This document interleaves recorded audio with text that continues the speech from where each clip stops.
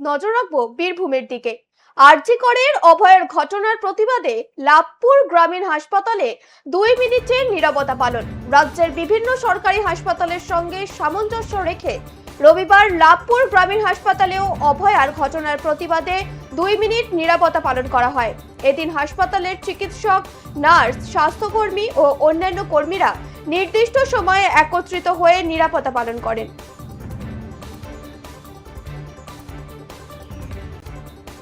যেমনটা জানা যাচ্ছে, আরজি করের অভয়ের ঘটনার প্রতিবাদে লাভপুর গ্রামীণ হাসপাতালে 2 মিনিটে নীরবতা পালন। রাজ্যের বিভিন্ন সরকারি হাসপাতালের সঙ্গে সামঞ্জস্য রেখেই রবিবার লাভপুর গ্রামীণ হাসপাতালেও অভয়ের ঘটনার প্রতিবাদে 2 মিনিট নীরবতা পালন। এদিন হাসপাতালে চিকিৎসক, নার্স, স্বাস্থ্যকর্মী ও অন্যান্য কর্মীরা নির্দিষ্ট সময়ে একত্রিত হয়ে নীরবতা পালন করেন।